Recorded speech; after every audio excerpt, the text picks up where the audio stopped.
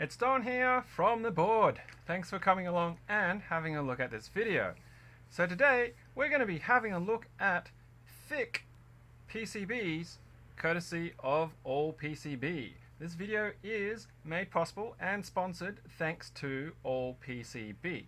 Now, during COVID, I had a lot of time on my hands at home, which really isn't that different to normal since I don't go out very often. And I think my microphone probably can be a little bit closer. So I spent a lot of time on the internet, which I normally do anyway, and people were talking and asking about media control units and having macro pads for them. And it got me thinking about just kicking out a nice, simple, easy to build, relatively cost affordable media control pad. Now there's a lot of them already out there, and they're in all sorts of form factors and things like that, so there wasn't really anything new or novel about it. I put one together in Keycard and it sort of just sat there. Now AllPCB reached out to me and said would I be interested in reviewing their PCBs, and of course I would love to, but I wanted to do something different, and when I was kicking through what they offered, I saw and thought, why don't I do something very different compared to my normal PCB designs, which is where I've gone with this. So today's PCB that we're going to open up and have a look at is the first time that I've ever had any PCBs fabricated in 2.4 millimeters. Now, standard PCBs are 1.6, which is what we normally use, and so 2.4 doesn't sound like a lot, but it is 0.8 of a millimeter thicker. It is 50% thicker than a standard PCB. That is really thick. Now, what that does mean is you do get extra weight, which on a small macro pad, a small media pad, it's not going to make a huge difference. On a larger board, it certainly would, but it's also going to make it extremely stiff, extremely firm, and durable. So there's some of the things that we're going to have a look at. The other thing that I played around with this time was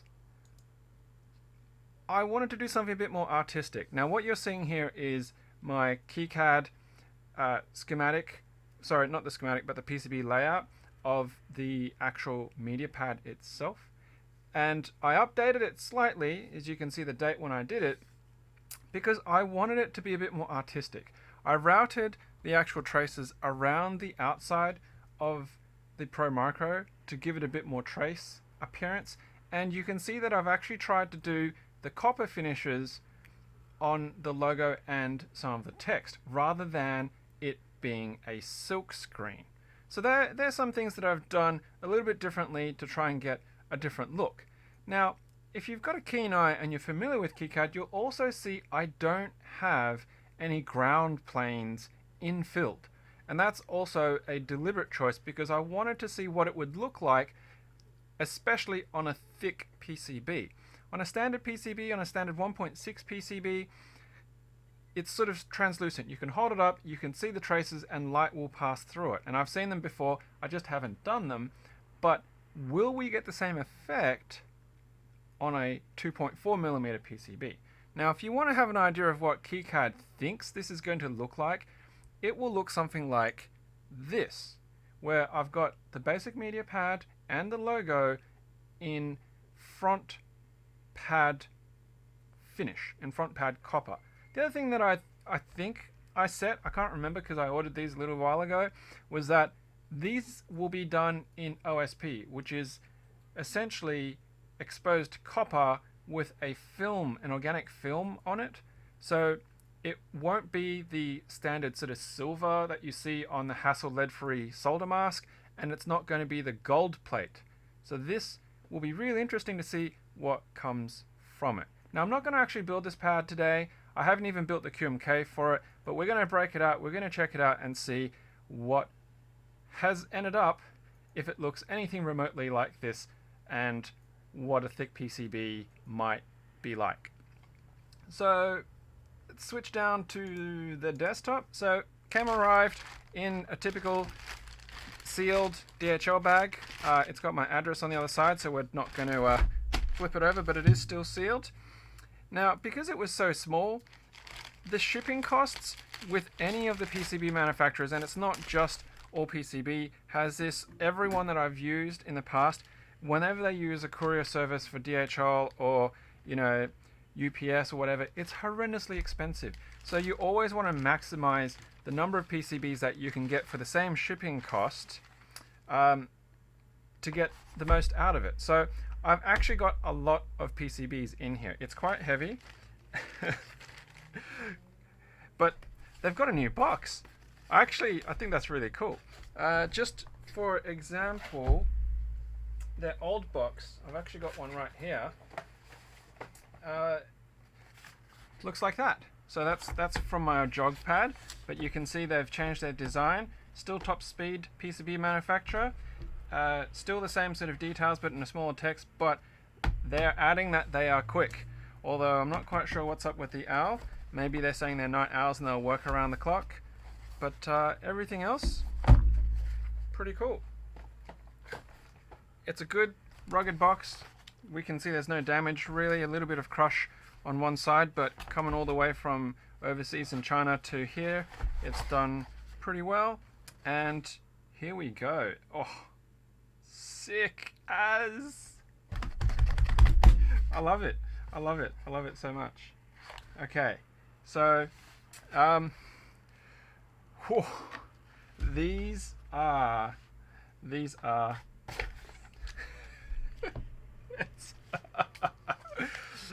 they are thick. They are incredibly thick.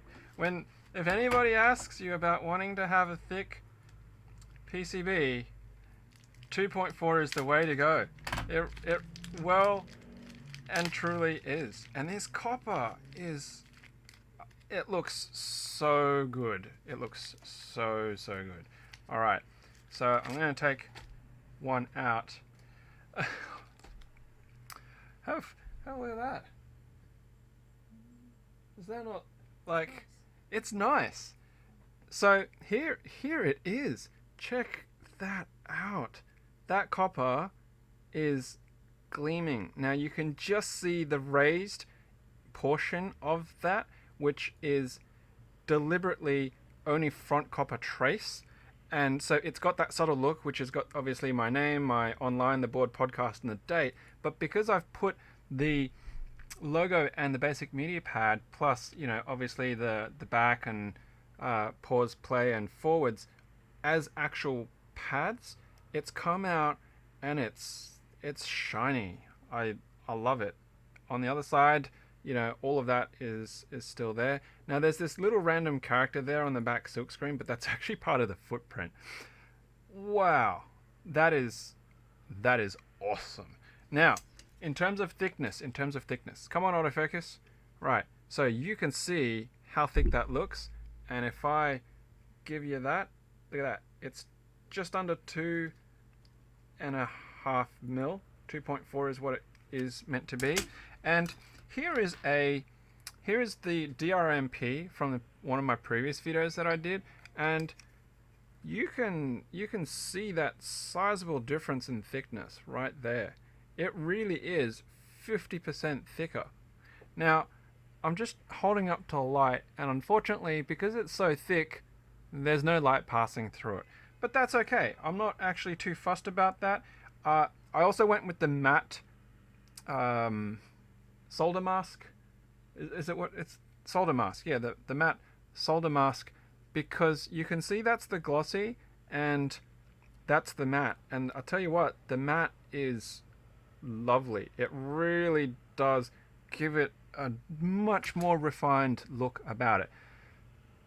Wow, I'm super chuffed about how this pad has turned out. Look at that. Look at that. Now, it's super clean. They're really bright. The coating on them looks really even. Just going to pull out my jeweler's loop here and just going to have a quick look at that.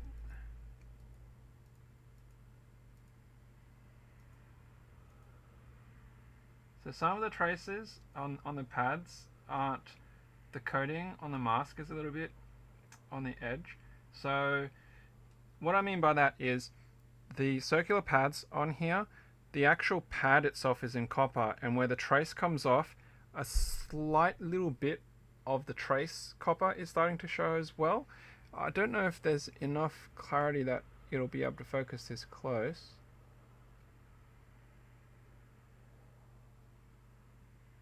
Maybe not. Okay. But overall, I'm pretty happy with it. It looks absolutely awesome. Now, in a standard 1.6, we've got enough of the legs and pins poking out so we can actually solder it. My greatest concern was, will there not be sufficient pin to solder easily? So here's a standard, well, it's no longer a standard Novelkeys cream switch because it's got a switch film in it. You can go see the video that I did on switch filming and check that out. But okay, so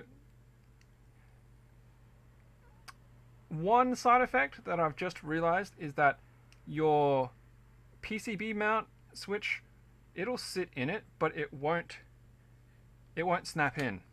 So here's a 1.6, and that doesn't snap in either, so that's a really poor example. Do I have another PCB mount switch? I do not have another PCB mount switch. Okay, so maybe 2.4 will snap in. Bear with me.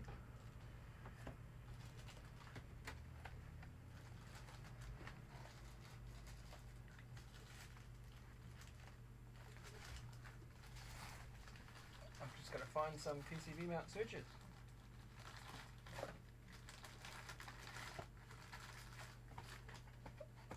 I've got so much stuff, it's crazy.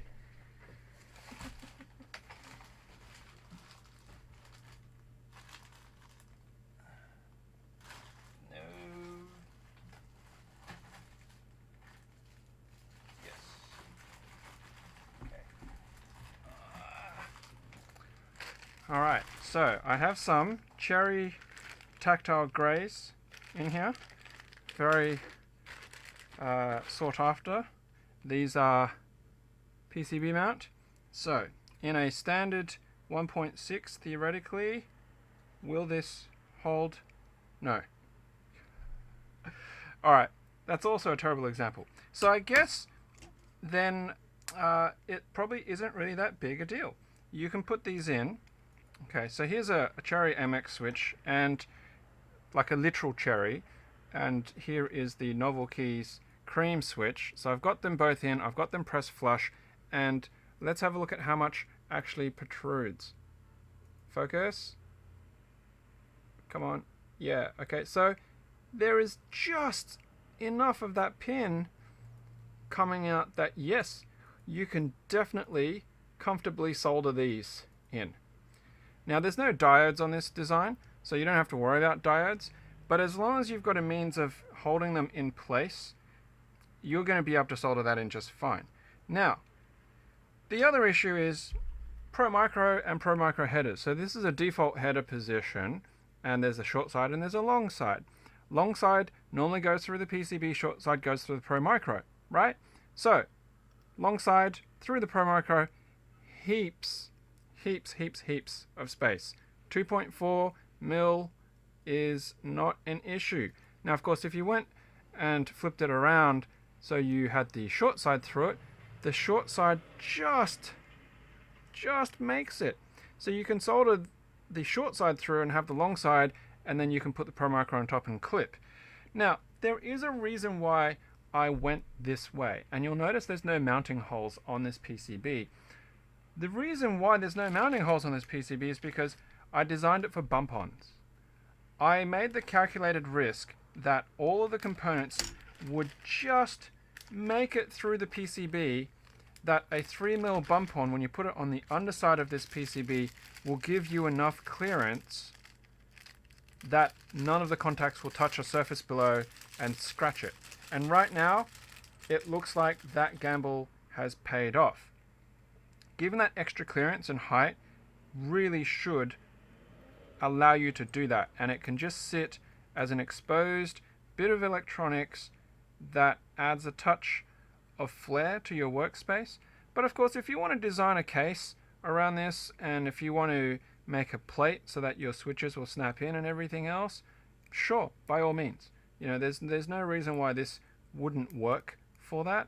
And of course, trying to line up a rotary encoder to this is an absolute pain because there's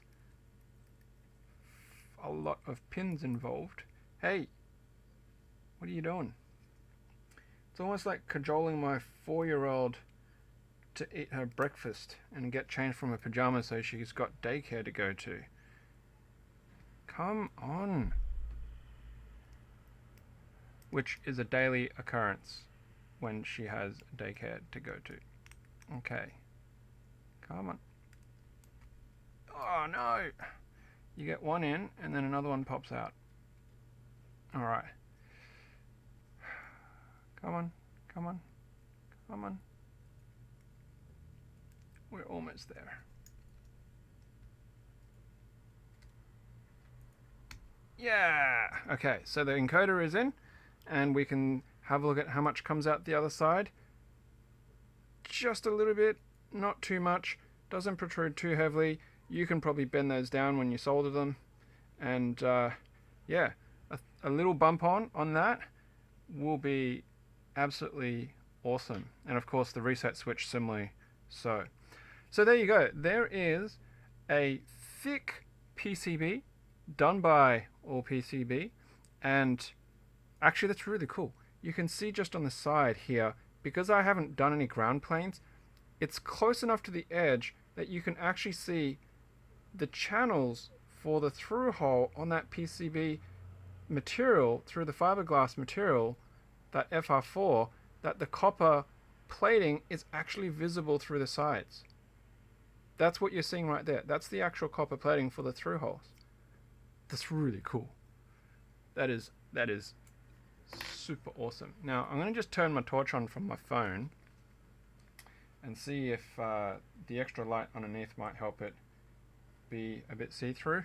So will that make a difference?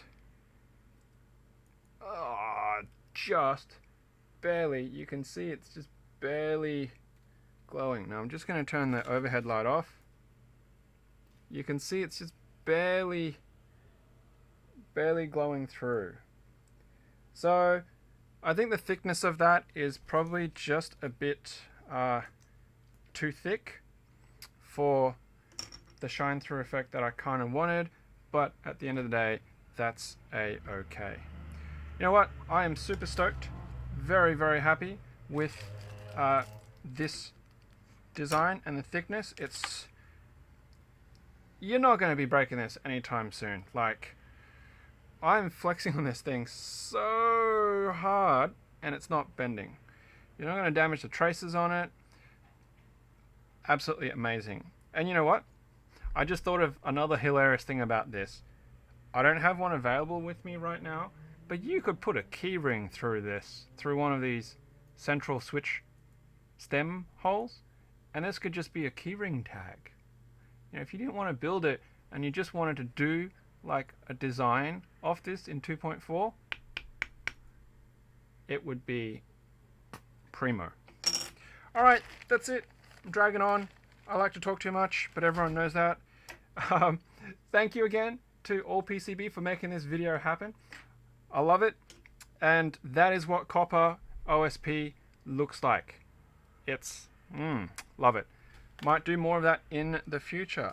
Well, thanks very much for checking out this video. I hope you enjoyed it and enjoy seeing what a 2.4mm switch, 2.4mm PCB looks like. And of course, you know, if you guys like the quality of what's been produced here and whatnot, then yeah, do go and check out AllPCB to see if they can help you make your PCB dreams come true. Thank you. Please, of course, the usual, like, share, subscribe, you know the drill, and we'll catch you on the next video. So, of course, as usual, until next time, Happy clacking.